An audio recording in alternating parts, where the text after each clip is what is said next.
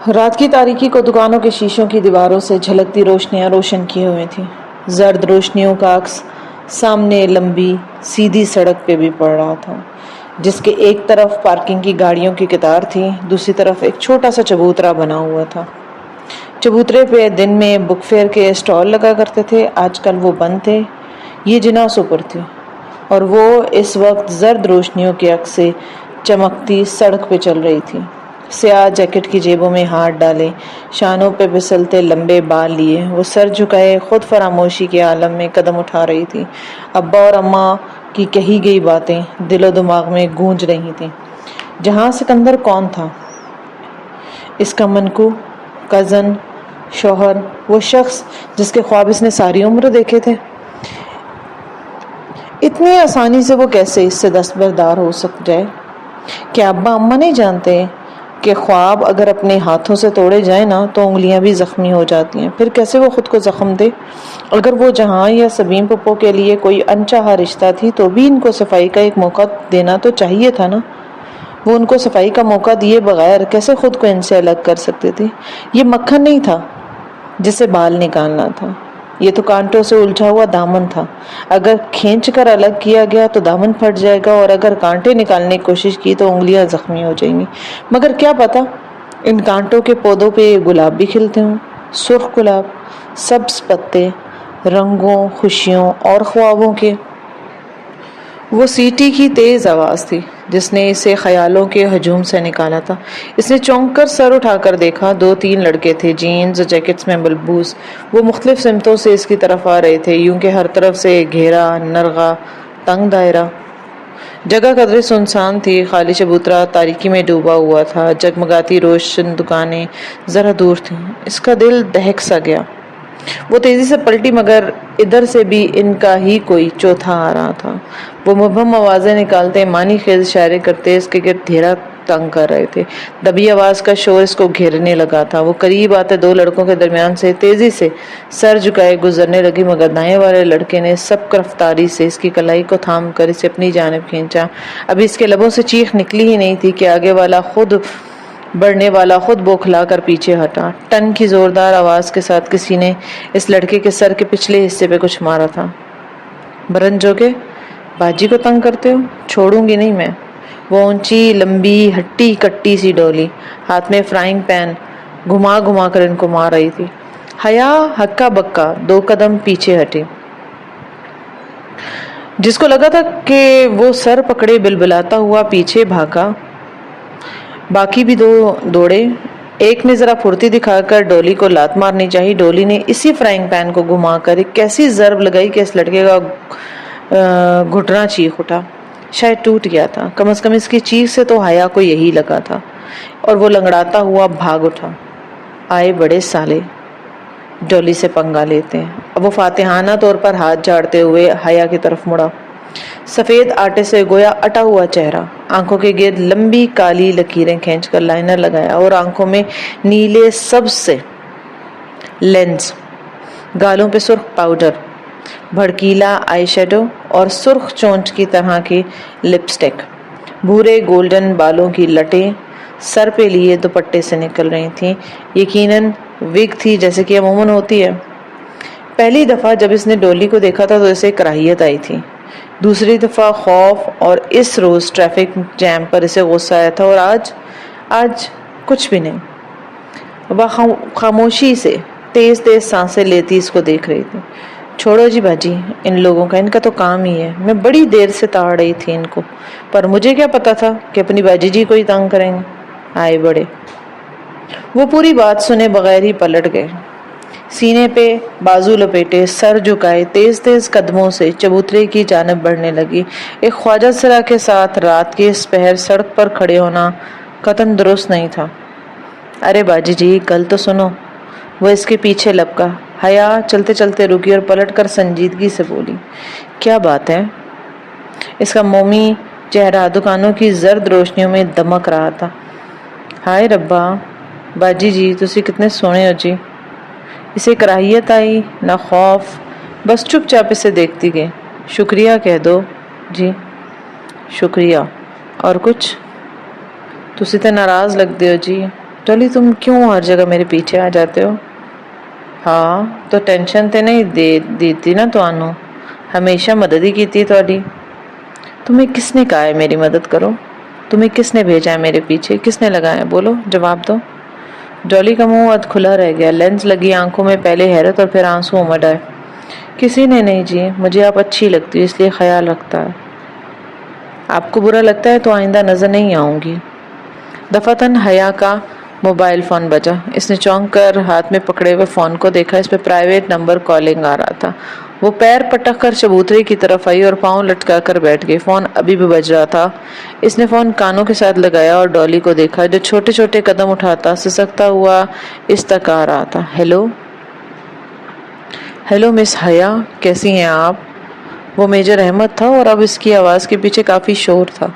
ڈالی آہستہ سے اس سے ذرا فاصلے پہ چبوترے پر بیٹھ گیا، سر جھکائے وہ ہتھیلی سے آنسو پہنچ رہا تھا۔ خدا کے لیے مجھے فون مت کیا کریں، اور یہ جو بندے آپ نے میرے پیچھے لگا رہے ہیں نا، میں ان میں سے کسی ایک کا خون کر دوں گی اور اس سب کے ذمہ دار آپ ہوں گے۔ میں شادی شدہ ہوں اور بہت جلد میں اپنے شوہر کے پاس چلے جاؤں گی، میرا پیچھا چھوڑ دیں، سمجھے آپ؟ مزید کچھ کہے بغیر اس نے فون رکھ دیا۔ تسی گھر والے ہو باجی؟ ہاں، تمہارے اس میجر نے تمہیں بتایا نہیں کیا؟ اسی نے میرے پیچھے لگایا نا تمہیں؟ اللہ پاک کی قسم لے لو باجی، مجھے کسی میجر ویجر نے نہیں بھیجا، میں خود آتا ہوں، اللہ کی قسم جی۔ وہ روتے ہوئے کہہ رہا تھا اور حیا کے دل کو کچھ ہوا۔ اس سے لگا جیسے وہ سچ بول رہا ہے۔ میں کسی کو جا کر آپ کی باتیں نہیں بتاتا، مجھے بڑا پیار ہے جی آپ سے، قسم سے۔ کچھ تھا اس میں، پراسرار، خوفزدہ کرتا مگر ترس و ترحم آمیز۔ ٹھیک ہے، مت رو پلیز، میں جی بڑا پیار کرتی ہوں آپ سے، اسی لیے آتی ہوں، پر تسی تے الزام لا رہے ہو۔ وہ اپنا سر پیٹنے لگا۔ اچھا ناؤ اسٹاپ اٹ۔ وہ چپ چاپ بیٹھا اسے تکتا رہا جب وہ سامنے خلاؤں میں گھورتی رہی۔ تسی جا رہے ہو کہیں؟ حیا نے چونک کر اسے دیکھا۔ تسی فون میں کہیا نا؟ ہاں، میں یورپ جا رہی ہوں۔ وہ جہاں امریکہ ہے، وہ انگریزی فلموں والا؟ وہ رونا بھول کر خوشی سے چہکا۔ شاید وہ واقعی ایک عام خواجہ سرا تھا یا پھر کوئی بہت بڑا مکار اداکار۔ ہاں وہی۔ ادھر کون ہے جی؟ میرا شوہر رہتا ہے وہاں۔ کیسا ہے جی تہاڈا شوہر؟ میں نہیں جانتی ڈالی، اگر میں جانتی ہوتی تو آج ادھر نہ بیٹھی ہوتی۔ اس کی لمبی پلکیں ذرا سی بھیگنے لگیں، بڑی بڑی سیاہ آنکھوں میں پانی تیرنے لگا۔ پر جی تم دعا کرو گے ڈالی، وہ مجھے مل جائے۔ وہ آنکھوں کی نمی چھپاتی ہوئی وہاں سے اٹھی۔ ڈالی نے سر اٹھا کر دیکھا، وہ انگلی کی نوک سے آنکھوں کا کنارہ صاف کرتے ہوئے سڑک کی طرف جا رہی تھی۔ ڈالی کی آنکھوں میں بے پناہ اداسی اتر آئی۔ خدا کرے وہ تمہیں کبھی نہ ملے حیا سلیمان، خدا کرے تم اس سے مایوس ہو کر جلدی واپس آؤ، اور خدا کرے تم ادھر جا ہی نہ سکو۔ وہ تیز تیز قدم اٹھاتی آگے بڑھی تھی جب اس نے ڈولی کو کہتے سنا، مگر نہیں، وہ ڈالی کی آواز نہیں تھی، وہ کسی مرد کی آواز تھی، بھرپور، خوبصورت، اداس، ایسی آواز جس نے پہلے کبھی نہیں سنی تھی۔ وہ میجر احمد کی آواز سے زیادہ خوبصورت تھی، اور اس میں جہاں سکندر کی اجنبی آواز جیسی بے رخی بھی نہیں تھی۔ اس کے قدم زنجیر ہو چکے تھے۔ تیزی سے اس نے گردن موڑ کر دیکھا۔ دور اندھیرے میں ڈوبا چبوترا خالی تھا، وہاں دور دور تک کسی کے نام و نشان تک نہیں تھا۔ زندگی میں پہلی بار اس کے اندر ڈالی سے دوبارہ ملنے کی خواہش نے جنم لیا۔ اسے جاننا تھا کہ ڈالی کون ہے، کیا ہے، کیوں ہے، اور کیوں اس کے پیچھے۔ اس رات وہ بمشکل 2-3 گھنٹے سوئی تھی، پھر فجر کی اذان سے پہلے تیار ہوگی۔ وہ ڈپلومیٹک انکلیو جانا چاہتی تھی۔ خدیجہ کی بار بار کال آ رہی تھی۔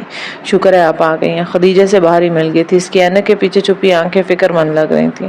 حیا سادہ شلوار قمیض اور سیاہ جیکٹ میں ملبوس تھی، لمبے کھلے بالوں کے پیچھے اڑستے ہوئے اس کے بال تھے۔ وہ خدیجہ تک آئی۔ اب کدھر جانا ہے؟ اندر، یہ شٹل لے لیتے ہیں، یہ ٹرکش ایمبیسی تک پہنچا دے گا۔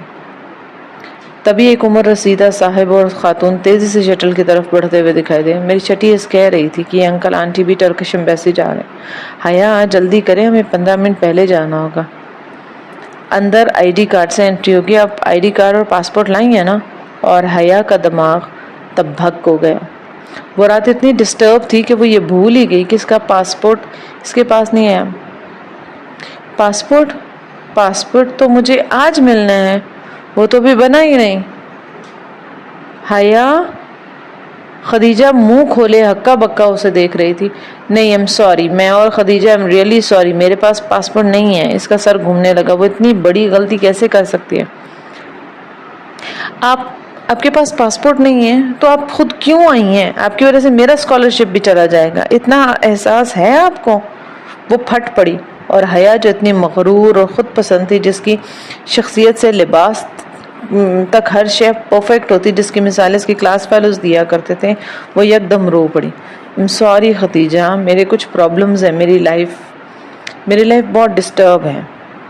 وہ جلدی بے اختیار امڑ آنے والے آنسوؤں کو صاف کرنے۔ اٹس اوکے خدیجہ، سوری، مگر آپ جائیں، میں کل ٹرائی کر لوں گی۔ خدیجہ نے چند لمحے خاموشی سے اسے دیکھا، پھر آہستہ سے بولی، اپنا آئی ڈی کارڈ دیں مجھے۔ جی کیا؟ جی آئی ڈی کارڈ دیں اپنا، اور واپس جا کر پاسپورٹ آفس سے اپنا پاسپورٹ اٹھا کر آئیں۔ امید ہے آئی ڈی کارڈ سے آپ کی انٹری ہو جائے گی اور ہماری باری آنے تک آپ واپس آ جائیں گے۔ مگر پاسپورٹ آفس تو پنڈی میں ہے اور مجھے تو جاتے ہوئے 1 گھنٹہ لگ جائے گا، اور پاسپورٹ آفس تو کھلے گا ہی 9 بجے، جبکہ ایمبیسی 7 بجے کھل جاتی ہے۔ اس نے فکر مندی سے کلائی پر باندھی ہوئی گھڑی کو دیکھا۔ یہ ناممکن ہے، میں کبھی اتنی جلدی واپس نہیں آ پاؤں گی کہ 15 منٹ میں سے ہو سکوں۔ حیا، میں نے زندگی میں ایک بات سیکھی ہے کہ انسان کو نا کوئی چیز نہیں ہرا سکتی جب تک وہ خود ہار نہ مان لے۔ آپ ابھی سے ہار مان گئی ہیں۔ لائیں آئی ڈی کارڈ، مجھے ان انکل آنٹی سے پہلے پہنچنا ہے۔ اور ان کے ساتھ میں پکڑا آئی ڈی کارڈ جھٹ لے کر وہ شٹل کی طرف بڑھ گئے۔ اس نے آنکھوں کے کنارے پہنچتے اور پھر کلائی پہ بندھی ہوئی گھڑی کو دیکھو۔ کیا اس کا ویزا لگ جائے گا یا ڈولی کی بد دعا پوری ہو جائے گی اور وہ کبھی ٹرکی نہیں جا سکے، اسے کبھی جہاز سکندر نہیں ملے گا؟ مگر خدیجہ نے تو کہا تھا نا کہ انسان کو کوئی چیز اس وقت تک نہیں ہرا سکتی جب تک وہ خود ہار مان نہ لے۔ اس نے سوچا وہ اتنی آسانی سے تو ہار نہیں مانیں گے۔ بے دردی سے اس نے اپنی آنکھوں کو رگڑا اور گاڑی کی طرف لپکی۔ بہت ریش ڈرائیو کرتے ہوئے وہ پنڈی آئی۔ تقریباً 1 گھنٹہ اسے بند پاسپورٹ آفس کے باہر بیٹھنا پڑا۔ خدا کر کے 9 بجے آفس کھلا تو وہ اندر بھاگی۔ شاید اس کی ہمت دکھانے کا صلہ تھا کہ 10 منٹ بعد ہی وہ اپنا پاسپورٹ لے کر آفس کی بیرونی سیڑھیوں سے اتر رہی تھی، تبھی کسی غیر شناسا نمبر سے کال آئی۔ اس نے کسی خیال کے تحت فون اٹھایا۔ ہیلو حیا، میں خدیجہ بول رہی ہوں۔ میرا فون تو بھائی کے پاس ہے کیونکہ اندر سیل فون کی پرمیشن نہیں ہے۔ ابھی ایمبیسی کے گارڈ سے فون لے کر 100 منتیں کر کے کال کر رہی ہوں۔ آپ کدھر ہیں؟ بس مجھے پاسپورٹ مل گیا ہے، میں آ رہی ہوں۔ میری انٹری ہوئی؟ اس نے گاڑی میں بیٹھ کر چابی کو گھمایا۔ شکر ہے، میں نے تیز بھاگ کر ان انکل آنٹی کو بائی پاس کر دیا۔ میں 14 نمبر پہ تھی اور آپ کی انٹری بھی کروا دی، آپ کا نمبر 15واں ہے۔ او شکر، لیکن انہوں نے ان انکل آنٹی کو روک رکھا ہے، اگر آپ نہ آئیں تو ان کا انٹرویو ہو جائے گا، اور آنٹی مسلسل تسبیح پڑھ رہی ہیں۔ حیا، آپ جلدی آ جائیں۔ میں آ رہی ہوں، بس ابھی آفس ٹائم ہے تو ٹریفک بہت ہیوی ہے، میں جلدی سے آ جائیں۔ یہ بار پوچھ رہے ہیں کہ میری دوسری ساتھی کدھر ہے، بس تھوڑی دیر اور۔ اس نے ایکسیلریٹر پہ دبایا۔ ٹریفک حسب معمول بہت زیادہ تھا، بے پناہ رش، ہارن کا شور، بند سگنل، پھنسی ہوئی گاڑیاں۔ وہ بار فکر مندی سے کلائی پہ بندھی ہوئی گاڑی کو دیکھ رہی تھی اور پھر سست روی سے چلتے ٹریفک کو۔ بمشکل وہ مری روڈ سے نکل پائی، اور جب وہ وہاں سے نکلی تو اس نے سکون کا سانس لیا۔ معمول کی چیکنگ کے بعد وہ 11 بجے تک اس اوپن ایئر لاؤنج میں پہنچی جہاں خدیجہ تھی۔ ترک رگز، مخصوص ترک بلو آئے ایبل آئے جس کو کہا جاتا ہے، اور ٹرکی کے نقشوں سے وہ لاؤنج سجایا گیا تھا۔ خدیجہ ایک صوفے پر منتظر تھی، پریشان تھی۔ اسے دیکھتے ہی اٹھ کھڑی۔ شکر ہے حیا، آپ آ گئیں۔ اس نے سب کے انٹرویو روک رکھے ہیں، پہلے ہمارا ہوگا۔ اچھا، کیوں؟ لیکن کیوں کا جواب سننے کا وقت نہیں ہے۔ پھر ان کو انٹرویو کی کال آ گئی۔ وہ خوش شکل سا ترک ڈپلومیٹ ان کا انتظار کر رہا تھا۔ وہ خدیجہ کے آگے چلتی ہوئی سامنے ہوئی اور اپنی فائل شیشے کی کھڑکی کے سوراخ سے اندر دی۔ اس کا دل زور سے دھڑک رہا تھا۔ اگر اس کا ویزا مسترد ہو گیا تو؟ اس آفیسر نے اس کی فائلیں اٹھائیں، ان سے فارم نکالے اور فائلیں واپس رکھ دیں۔ اگر اس نے ویزا نہ دینا ہوتا تو ان کا انٹرویو کرتا، کچھ تو پڑھتا، کوئی سوال تو پوچھتا، مگر وہ بس سرسری سا فارم دیکھ رہا تھا۔ تو کیا وہ اس کا ویزا مسترد کرنے لگا تھا؟ فارم پہ ایک نگاہ دوڑا کر اس نے سنجیدگی سے اٹھایا اور اس کو دیکھا جو بنا پلک جھپکے سانس روکے اس کو دیکھ رہی تھی. آپ کدھر تھیں؟ میں اتنے دنوں سے آپ کا ویٹ کر رہا تھا. اس نے ساتھ ہی میز پہ رکھا ایک کاغذ اٹھایا. مجھے سبھانجی یونیورسٹی نے لسٹ بھجوائی تھی. اس میں آپ کے نام ہے تاکہ میں آپ کا ویزا لگاؤں. خیر ویزا کل تک اسٹیمپ ہو جائے گا. آپ میں سے کوئی ایک کل آ کر دونوں پاسپورٹ پک کر لے شام 4 بجے تک. رائٹ. فرتے جذبات سے ان کی آواز نہیں نکلی. دل یوں دھڑکا کوئی ابھی تو سینہ توڑ کر باہر آ جائے گا. وہ جیسے ہی اس کے آفس سے نکلی ایک ساتھ رک گئیں اور ایک دوسرے کو دیکھا. I'm sorry حیا, I'm sorry خدیجہ. بیک وقت دونوں کے لفظ سے نکلا اور پھر وہ دونوں ہنستے ہوئے ایک دوسرے کو گلے لگانے لگے. بالآخر اسے یقین آ گیا کہ وہ واقعی ٹرکی جا رہی ہے اور وہ بھی پورے 5 ماہ کے لیے. وہ ٹرکی جہاں وہ رہتا ہے, وہ جو ہمیشہ اس کے دل میں تھا. ویلکم می او سبحان جی, ویلکم می. بھائی تو چلے گئے تھے نا مجھے ڈراپ کر کے. میں آپ کے سیل سے ان کو کال کر لوں کہ وہ مجھے پک کر لیں. ڈپلومیٹک انکلیو سے نکلتے ہوئے خدیجہ پریشانی سے اس کو بولی تو اس نے مسکراتے ہوئے سر جھٹکا. نو پرابلم, میں آپ کو ڈراپ کر دیتی ہوں خدیجہ. آپ مجھے دیجیے اور تم کہہ سکتے ہیں. شیور. اس نے پارکنگ میں کھڑی کار کا لاک کھولا.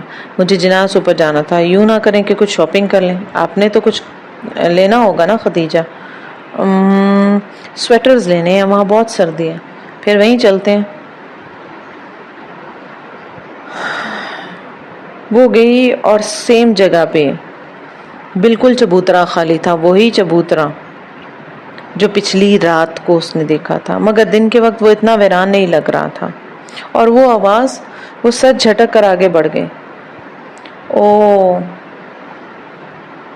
یہاں تو سیل لگی, آئیں کچھ دیکھتے ہیں. وہ کافی دنوں سے سوچ رہی تھی کہ یہاں سے کوئی اچھا شرٹ پیس لے گی اور آج تو سیل بھی لگی تھی. اور خدیجہ آگے پیچھے شیشہ کا دروازہ دھکیل کر اندر داخل ہو گئی. شاپ کے اندر وہی مخصوص ماحول تھا. ہیٹر کی گرمی اور باہر کی خنکی کا ملا جلا تاثر, زرد سپاٹ لائٹ سے چمکتی چھت اور ہر طرف شوکیسز پہ پھیلے کڑھائی والے کپڑے. وہ محض سی سٹینڈ پہ لگے نمونے دیکھتی آہستہ آہستہ قدم آگے بڑھا رہی تھی. سامنے ورک ٹیبل تھی جس کے پیچھے کھڑا مستعد سیلز مین اسے دیکھ کر فوری متوجہ ہوا. جی میم, یہ پنک والا دکھائیں جس پہ وائٹ ایمبرائڈری ہے. اس نے انگلی سے پیچھے رول کیے ہوئے تھان کی طرف اشارہ کیا. سیلز مین نے گردن پھیر کر دیکھا. میم یہ میں نے سامنے رکھا ہے, یہ سامنے ہی ہے. وہ اسے چند فٹ بائیں جانب اشارہ کر رہا تھا جہاں ایک فیملی کھڑی اس کپڑے کا معائنہ کری تھی. او تھینکس. اور وہ چند قدم چل کر بائیں جانب آئی جہاں میز پر 2 خوبصورت کڑھائی والے شرٹس کا فرنٹ پیس کھلا ہوا تھا. حیا کے بالکل بائیں جانب ایک لڑکا سر جھکائے ہاتھ میں کپڑے کو مسل رہا تھا. اس کے ساتھ ایک نفیس معمر سی خاتون اور ایک کم عمر اونچی پونی ٹیل والی لڑکی کھڑی تھی. ممی یہ پنک والا لے لیتے ہیں, ثانیہ بھابی کا کمپلیکشن فیئر ہے, ان پر سوٹ کرے گا. کیوں بھائی؟ وہ اب نوجوان سے رائے مانگ رہی تھی. حیا نہ چاہتے ہوئے بھی ان کی طرف متوجہ ہوئی. اسے بس یہی جلدی تھی کہ کب وہ شخص اس کپڑے کو چھوڑے اور وہ اسے دیکھ پائے. اس وقت بھی گلابی شرٹ کا کپڑا اس شخص کے ہاتھ میں تھا. اس نے اسے ہاتھ میں یوں کپڑے کو پکڑا دیکھا تو اس کی ہتھیلی والی طرف اوپر تھی. حیا اس کے ہاتھ میں پکڑے کپڑے کو دیکھ رہی تھی جب دفعتاً اس کی نگاہیں کپڑے سے اس شخص کی کلائی پہ پھسلتی گئیں اور وہ بری طرح چونک گئی. اس کی کلائی پہ کانٹے کا سرخ گلابی سا نشان تھا جیسے جلا ہو یا کوئی برتھ مارک. وہ اس کے ساتھ ہی کھڑا تھا, گلابی کپڑے کو ہاتھوں میں مسل کر چیک کرتا ہوا, اور وہ مکمل طور پر اپنی فیملی کی طرف متوجہ تھا. وہ یہاں سے اس کا نیم رخ ہی دیکھ سکتی تھی. دراز کا رنگ صاف اور آنکھوں پر فریم لیس گلاسز تھے. چہرے پر متانت اور سنجیدگی تھی. جینز اور جیکٹ میں ملبوس وہ اچھا خاصا سمارٹ نوجوان لگ رہا تھا. حیا نے دوبارہ اس کو دیکھا, اس کپڑے کو دیکھا, اور اسی پل اس کی بہن نے وہ کپڑا نرمی سے اپنی جانب کھینچا.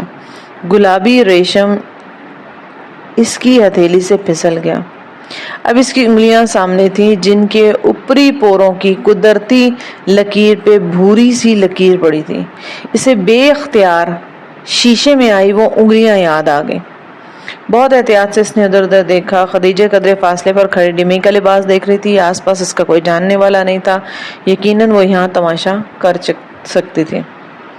پنکی, اس نے دانستہ قریب کھڑے نوجوان کی طرف چہرہ کر کے آواز بلند سے پکارا۔ وہ اپنی بہن کی سمت دیکھ رہا تھا، اس نے شاید سنا ہی نہیں تھا، البتہ اس کی بہن نے حیا کو اپنی جانب دیکھتا پا کر کچھ بولتے بولتے رکی۔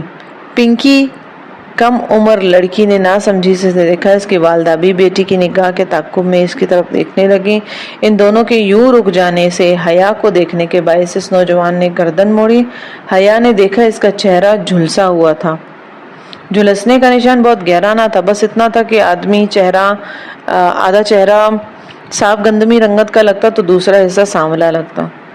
پنکی، ڈالی کہاں ہے؟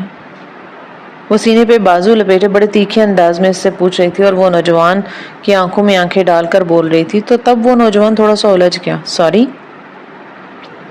میں نے پوچھا ہے ڈالی کہاں ہے؟ کون؟ میں سمجھا نہیں۔ اگر آپ کے دماغ پہ چوٹ آنے کی وجہ سے آپ کی یادداشت کھو گئی ہے نا تو بے فکر رہیے، میں آپ کو یاد کرائے دیتی ہوں۔ ڈالی آپ کا وہ خواجہ سرا دوست جس کے ساتھ مل کر آپ روز خواجہ سرا بنے سڑک پر بھیک مانگتے ہیں۔ پنکی نام بتایا تھا نا آپ نے اپنا؟ اس کی پیشانی شکن آلود ہوگی، آنکھوں میں غصہ در آیا، تاہم وہ ذرا برداشت کر کے بولا، میڈم آپ کو کوئی غلط فہمی ہوئی ہے، میں آپ کو نہیں جانتا، مگر میں آپ کو بہت اچھی طرح جانتی ہوں۔ یہ جو آپ کی انگلیوں پہ نشان ہے نا، میری گاڑی کی کھڑکی کے شیشے میں پھنسنے کے باعث ہی آئے تھے، مجھے یاد ہے مسٹر۔ اب کون ہے اور کیا پرابلم ہے آپ کی؟ وہ لڑکی مزید برداشت نہیں کر سکتی۔ میں وہ ہوں جس کے ساتھ آپ کے بھائی خواجہ سرا بن کر ملتے ہیں۔ اٹس انف، اس لڑکے نے غصے سے کھڑکا۔ میں شرافت سے آپ کی بکواس سن رہا ہوں اور آپ بے لگام ہوتی جا رہی ہیں۔ اس سے آگے اگر آپ نے اپنے کوئی فضول قسم کی بات کی نا تو اچھی نہیں ہوگا۔ اتنی شرافت ہے آپ میں تو خواجہ سرا کیوں بنے تھے؟ کسی نے اس کے عقب میں سے کہا تو وہ چونکی۔ خدیجہ بہت اعتماد سے کہتی اس کے برابر آن کھڑی ہوئی۔ حیا کو یکدم ڈھارس سے مل گئی۔ آپ کا دماغ خراب ہے، آپ اپنی بہن کو سمجھائیں۔ میرے بھائی سے نا تعارف کا اچھا بہانہ ڈھونڈا انہوں نے۔ اب کی لڑکی بھڑک چکی تھی۔ شاپ میں بہت سے لوگ سب کو چھوڑ کر ان کو دیکھ رہے تھے۔ تعارف، مائی فٹ۔ جواباً خدیجہ بھی اونچی آواز میں بولی، آپ کے بھائی کو بھی خواجہ سرا بنا دیکھا ہے میں نے۔ میں ابھی 10 اور لوگ لا سکتی ہوں جس بات کی گواہی دیں گے۔ عجیب خاتون ہے، اب خوامخواہ تنگ کیے جا رہے ہیں۔ یہ تعارف کے بہانے کسی اور کے سامنے جا کے کیجیے گا۔ میڈم، سر، میڈم، آپ کا شاپ کا مینیجر جو تھا وہ تیز سے آیا، پلیز آپ ادھر تماشا نہ کریں، دوسرے کسٹمرز ڈسٹرب ہو رہے ہیں۔ او میجر صاحب۔ اب اس نے اس نوجوان کا چہرہ دیکھا تو شناسائی بھری حیرت سے بولا، بہت معذرت سر آپ محترمہ۔ وہ حیا کی طرف مڑا، آپ پلیز شور نہ کریں، اگر آپ نے خریداری نہیں کرنی تو آپ جا سکتے ہیں۔ حیا کے تلوؤں میں پر لگی سر پہ بھجی۔ آپ ہوتے کون ہیں مجھے شاپ سے نکالنے والے؟ احمد بھائی چلے ہم ہی چلتے ہیں، ان کا تو دماغ خراب ہے۔ لڑکی نے خفگی سے دیکھتے ہوئے کپڑا پھینکا اور پلٹی۔ وہ نوجوان ایک تنفر بھری نگاہ اس پر ڈال کر اپنی ماں کا شانہ تھامے دروازے کی طرف بڑھ گیا۔ حیا نے چونک کر اسے دیکھا۔ احمد بھائی، میجر صاحب، تو کیا وہ توبہ ہے ان لڑکیوں کا؟ آج کل کی لڑکیاں تو بہت ہی عجیب ہیں۔ والدہ صاحبہ مسلسل ناپسندیدگی سے بڑبڑاتی نکل گئیں۔ وہ لب بینچے کھڑی نے دیکھتی رہی، اسے اس شخص کے میجر احمد ہونے میں کوئی شبہ باقی نہیں تھا۔ حیا، اس سے پہلے یہ مینیجر ہمیں دھکے دے کے یہاں سے نکالے ہم بھی کھسک جاتے ہیں۔ باہر آ کر انہوں نے کھلی فضا میں سانس لیا اور اس نے بے اختیار کہا، تھینک یو ڈی جے۔ اور یہ وہ پہلی دفعہ تھی جب اس نے خدیجہ کو اس کے معروف نام سے پکارا تھا۔ ڈی جے بے اختیار ہنسنے لگی۔ مجھے پتا تھا آپ جھوٹ نہیں بولتی، آپ نے واقعی وہی دیکھا ہوگا جو کہہ رہی ہیں، مگر ڈی جے میں نے واقعی اسے خواجہ سرا بنے دیکھا تھا۔ حیا، آپ نے اسے بس خواجہ سرا بنے دیکھا تھا نا، تو ہو سکتا ہے وہ کسی ایڈونچر کے لیے ایسا کر رہا ہو۔ پتہ نہیں، اس نے بیزاری سے شانے اچکائے۔ چلو چلتے ہیں۔ وہ آگے بڑھ گئی اور اس کا دل ہر شے سے اچاٹ ہو گیا۔